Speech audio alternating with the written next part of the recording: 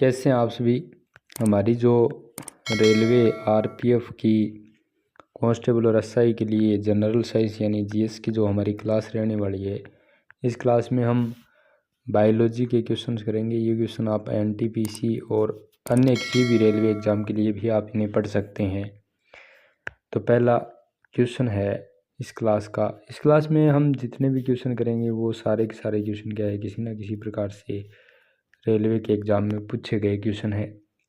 तो पहला क्वेश्चन क्या है, ब्रीडिंग की वह कौन सी प्रक्रिया है जिसके द्वारा उच्च विटामिन अथवा प्रोटीन और अत्यधिक वसा वाली फसलें उगाई जाती है। उच्च विटामिन, प्रोटीन और अत्यधिक वसा वाली फसलें उगाई जाती है। तो ब्रीडिंग की वह कौन सी प्रक्रिया है? Tissue culture, breeding, biofortification, interspecific hybridisation. ठीक है, तो इनमें से जो आपका आंसर होगा वो होगा बायोफोर्टिफिकेशन, यानी सी ऑप्शन आपका इसका सही आंसर होगा। यह जो क्वेश्चन आपका आरपीएफ एसआई के अंदर 2019 में पूछा गया क्वेश्चन है। ठीक है, तो अगला क्वेश्चन क्या है? अगला क्वेश्चन है, वे जानवर जिनकी कोशिकाएं बाह्य और आंतरिक झिल्ली के बीच भ्रूण परत में व्यवस्थित रहती है कहलाते हैं। वे जानवर जिनकी कोशिकाएं बाह्य और आंतरिक झिल्ली के बीच भ्रूण परत में व्यवस्थित रहती है कहलाते हैं। मोनोब्लास्टिक जानवर, डाइप्लोब्लास्टिक जानवर, सिमेट्रिकल जानवर, ट्रिप्लोब्लास्टिक जानवर। तो ये जो आपका क्वेश्चन है वो भी आरपीएफ एसआई के अंदर 2019 में आपका ये क्वेश्चन पूछा जा चुका क्वेश्चन है। तो इसका जो सही आंसर है वो कौन सा होगा? इसका जो सही आंसर है वो होगा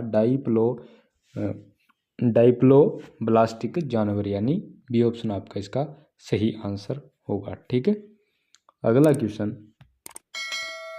क्या है? डीएनए में से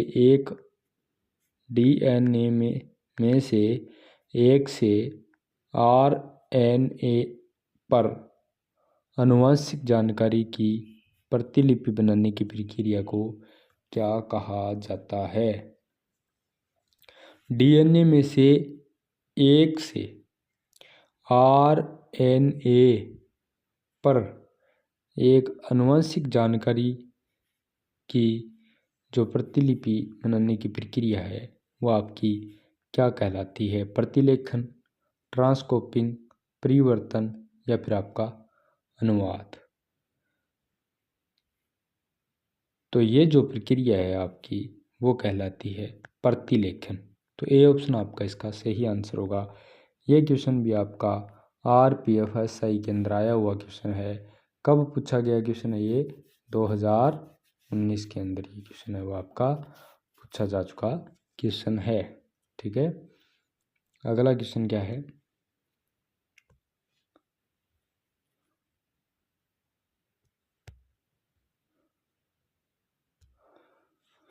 अगला क्वेश्चन है, एक के अतिरिक्त गुणसूत्र 21 की उपस्थिति के कारण होने वाले विकार का नाम क्या है? एक के अतिरिक्त गुणसूत्र 21 की उपस्थिति में होने के कारण होने वाले विकार का नाम क्या है? ऑप्शन क्या है? Klinefelter syndrome, down syndrome, Darwin syndrome और आपका टर्नर सिंड्रोम। तो इनमें से आपका कौन सा इस क्वेश्चन का आंसर होना चाहिए? आपका एक के अतिरिक्त गुणसूत्र 21 की उपस्थिति के कारण होने वाले विकार को क्या कहते हैं? आपका डाउन सिंड्रोम। तो बी ऑप्शन आपका इसका सही आंसर होगा, क्या? Down syndrome. ठीक है, ये क्वेश्चन भी आपका आरपीएफ एसआई के अंदर कब पूछा गया क्वेश्चन है? ये 2019 में पूछा गया क्वेश्चन है। ठीक है, और ये डाउन सिंड्रोम है वो आपके डाउन सिंड्रोम 3 प्रकार के होते हैं। डाउन सिंड्रोम कितने प्रकार के होते हैं? डाउन सिंड्रोम 3 प्रकार के होते हैं। अगर इन प्रकारों की हम अगर बात करें तो ये 3 प्रकार कौन कौन से हैं? 3 प्रकार आपके जो है, एक तो है ट्रिसोमो 21, ठीक है। दूसरा क्या है आपका ट्रांसलोकेशन डाउन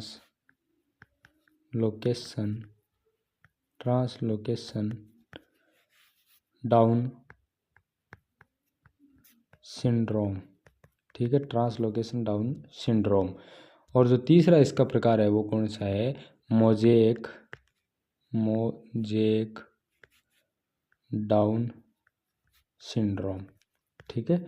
ये 3 प्रकार आपके किसके हैं? डाउन सिंड्रोम के। तो हमारे जो क्वेश्चन है इसका आंसर क्या हो गया आपका? बी ऑप्शन, ठीक है। अगला क्वेश्चन है स्त्रीलिंग चौराहों पर महिलाओं में परागकणों का स्थान क्या है? स्त्रीलिंग चौराहों पर महिलाओं के परागकणों का स्थान क्या है? परागकण, द्विपक्षीय, भ्रूणजय समारोह है।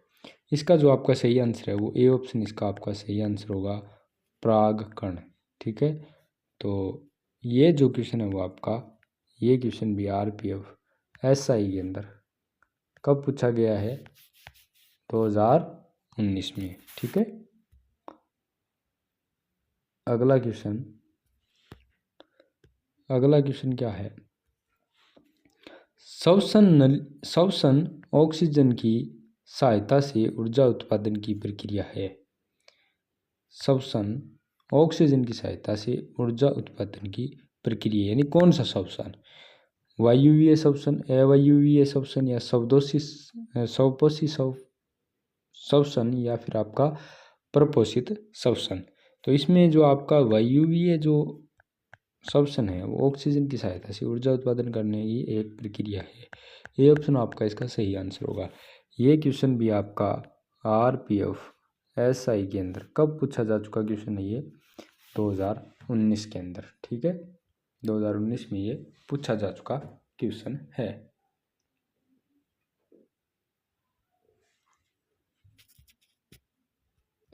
वायुवीय श्वसन की अगर मैं आपको रासायनिक समीकरण के बारे में बताऊं, रासायनिक समीकरण इसकी क्या होती है? रासायनिक समीकरण होती है H2O C6H12 glucose C6H12O6 plus क्या होगा इसमें? ऑक्सीजन। अब इसकी जो हम क्रिया करवाएंगे, ये इधर जो क्रिया करवाएंगे इसको मैं नीचे करवा देता हूँ। ये जो हम इसकी जो क्रिया करवाएंगे ग्लूकोज और ऑक्सीजन की, तो यहाँ से हमें 6 अणु ऑक्सीजन के लेने पड़ेंगे, ठीक है। 6 O2 हो गया। तो अब यहाँ से कार्बन डाइऑक्साइड के अणु निकाल दीजिए CO2, ठीक है। 6 कार्बन है तो 6 यहाँ कर दीजिए, ठीक है। 12 6 ये ऑक्सीजन हो गए और 12 यहाँ हो गए, ठीक है। एक बार इसमें जल भी निकलेगा H2O, 6 अणु जल के निकाल दीजिए, ठीक है। अब प्लस में इसमें जो निकलेगी वो ऊर्जा भी इसमें निकलेगी, ठीक है।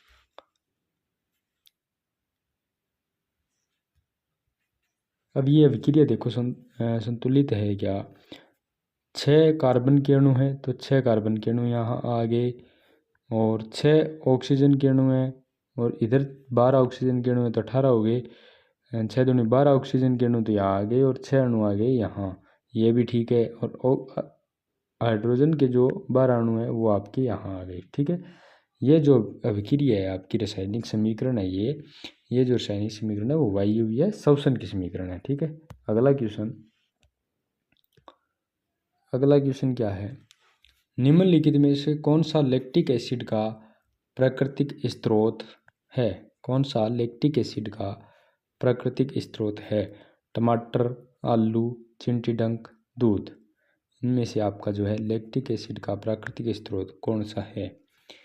तो दूध आपका लैक्टिक एसिड का प्राकृतिक स्रोत है। तो डी ऑप्शन आपका इसका सही आंसर होगा, क्या, दूध। ठीक है, ये क्वेश्चन आपका कब पूछा गया है, ये क्वेश्चन भी आपका आरपीएफ एसआई के अंदर कब पूछा गया है, ये 2019 में। ठीक है, अब इसके साथ ही हम कुछ अम्लों की बात कर लेते हैं और उनके स्रोत की बात कर देते हैं। यहाँ लिखो आप, कुछ प्राकृतिक अम्ल और उनके स्रोत। कुछ प्राकृतिक अम्ल और उनके स्रोत। अब एक टेबल बना लीजिए, इधर तो लिख लीजिए अम्लों के नाम, अम्ल, इधर लिख लीजिए स्रोत। ठीक है,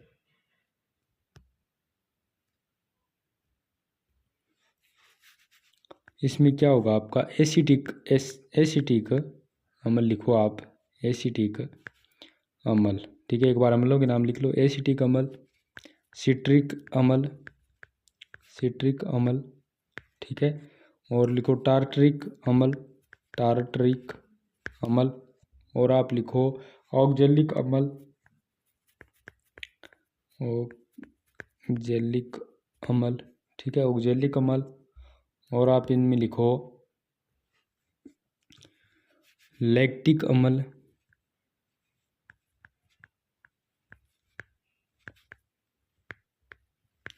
लैक्टिक अम्ल। और लिखो सिट्रिक अम्ल,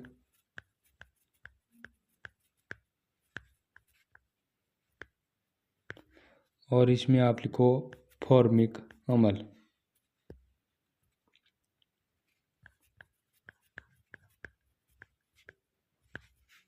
फॉर्मिक अम्ल। ठीक है, अब आप इनके सामने आप लिखोगे स्रोत। कौन सा ये, एसिटिक अम्ल। एसिटिक अम्ल का स्रोत है आपका सिरका। ठीक है, एसिटिक अम्ल सिरका। सिट्रिक अम्ल संतरा, सिट्रिक अम्ल संतरा। टार्टरिक अम्ल इमली, टार्टरिक अम्ल इमली। आगे कौन सा आ गया आपका, ऑक्जेलिक, ऑक्जेलिक अम्ल टमाटर, टमाटर।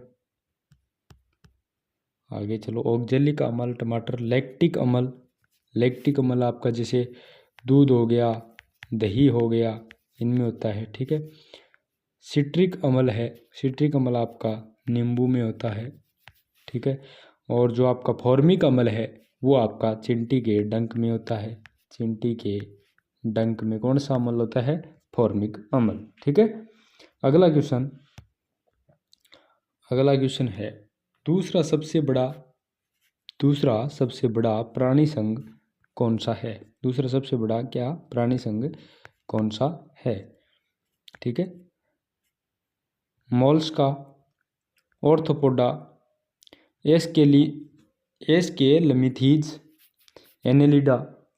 तो जो दूसरा आपका सबसे बड़ा प्राणी संघ है वो होगा आपका मोलस्का, यानी ए ऑप्शन आपका इसका सही आंसर होगा। ठीक है, अगला क्वेश्चन, अगला क्वेश्चन क्या है, तने अथवा शाखाओं पर पत्तियों की व्यवस्था कहलाती है। तने अथवा शाखाओं पर पत्तियों की जो व्यवस्था है वो क्या कहलाती है, स्पिनोटेक्सी, पल्मोटेक्सी, टेंड्रोटेक्सी, फाइलोटेक्सी।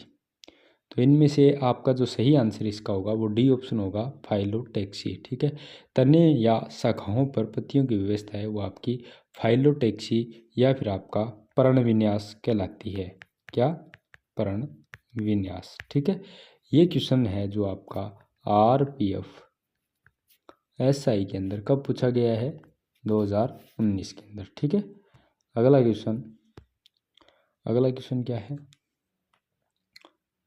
मानव शरीर में पाया जाने वाला कौन सा उत्तक सबसे कठोर और अस्थीम्य उत्तक कहलाता है। कौन सा उत्तक जो सबसे कठोर और अस्थीम्य उत्तक कहलाता है, मानव शरीर में पाया जाने वाला ऐसा कौन सा उत्तक है।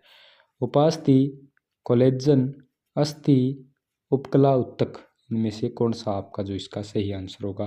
तो सी ऑप्शन आपका इसका सही आंसर होगा, अस्थि। ठीक है, मानव शरीर में पाया जाने वाला सबसे कठोर और अस्थिम्य ऊतक है वो आपका अस्थि होगा। ठीक है, सी ऑप्शन आपका इसका सही आंसर होगा। ये क्वेश्चन भी आपका आरपीएफ एसआई के अंदर 2019 में पूछा गया क्वेश्चन है। ठीक है, आज की क्लास में इतना ही, मिलते हैं अगली क्लास में।